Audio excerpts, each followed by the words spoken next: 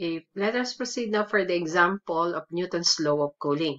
A 5-pound roast, initially at 50 degrees Fahrenheit, is put into a 375 degree Fahrenheit oven at 5 o'clock p.m. It is found that the temperature of the roast is 125 degrees Fahrenheit after 75 minutes. When will the roast be 150 degrees Fahrenheit? Okay. For the solution,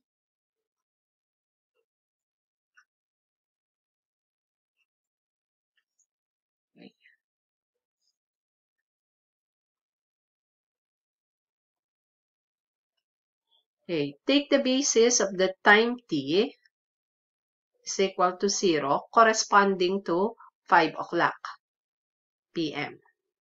And then we have to consider the following situation to solve for the certain values.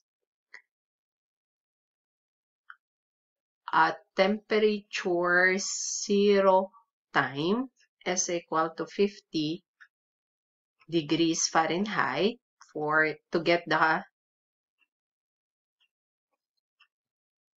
constant C.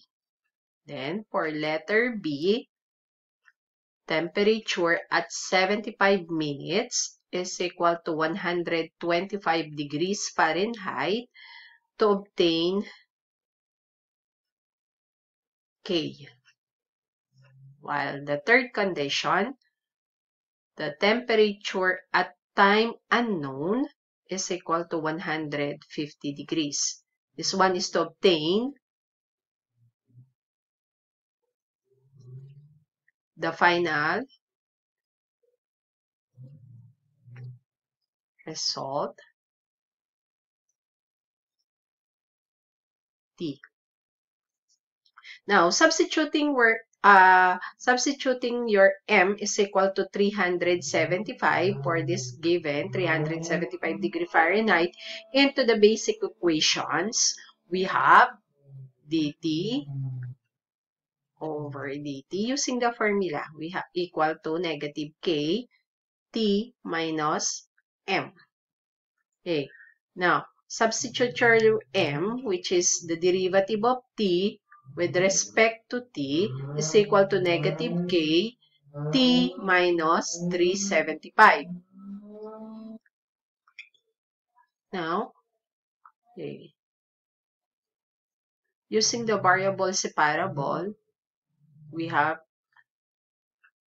dt over t minus 375 equal to negative k dt.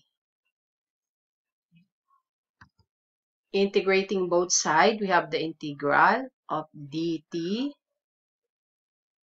over t minus 375 equal to negative k dt.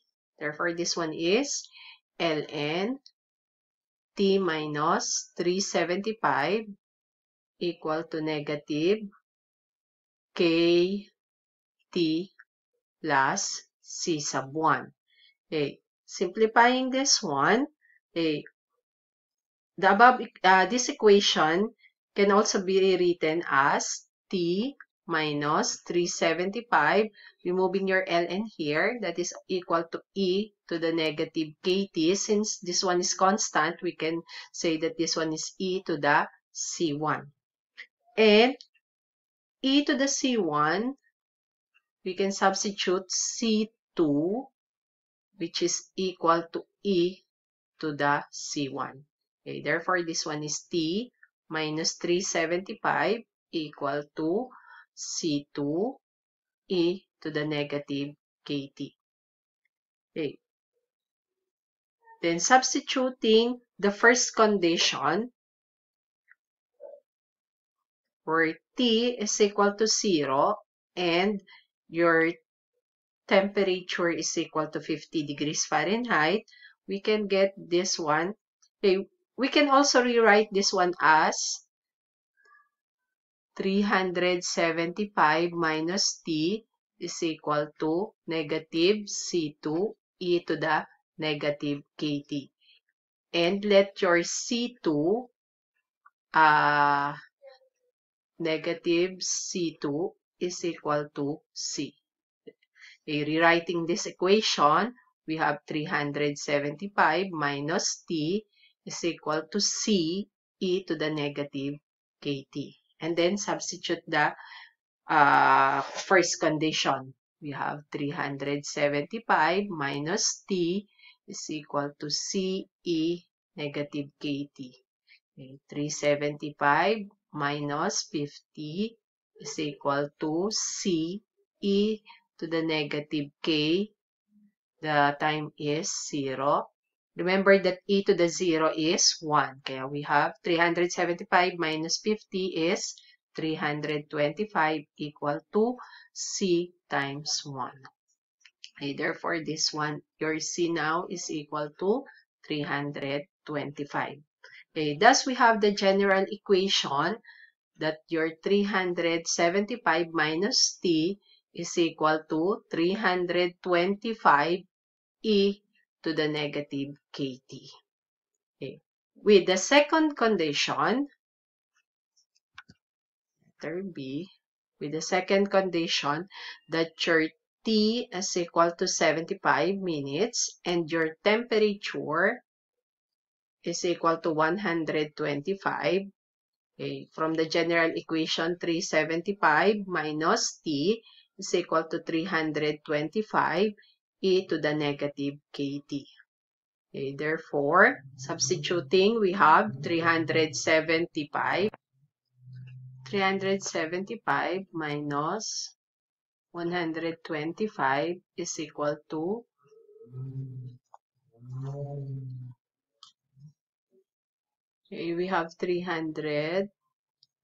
325 e to the negative k times 75. 375 minus 125, that is 250, equal to 325 e to the negative 75k. Okay. Or 250 over 325 is equal to e to the negative 75k. Or this one is negative 75k is equal to ln of 250 over 325. Okay. Finding for your k, this one is equal to negative 1 over 75 ln of 250 over 325. Or that this one is equal to 3.498 times 10 to the negative 3. Or approximately, that is 0.0035. Okay. Now, thus we have your 375 minus T is equal to 325 e to the negative 0.0035 T. Okay. To obtain the desired result, we can use the condition that your T, for the third condition, your T is equal to 150. Okay, therefore, we have 375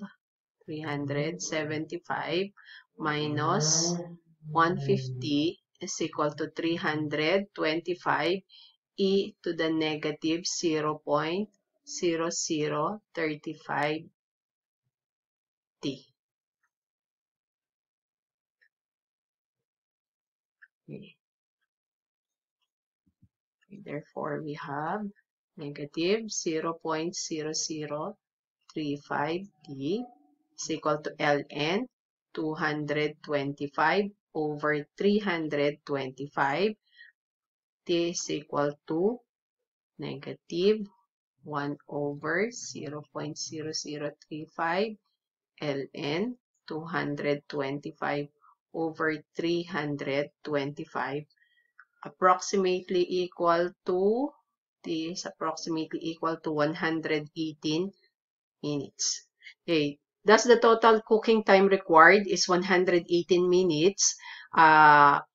Because the roast was put in the oven at 5 p.m., it should be removed at 6:58 p.m.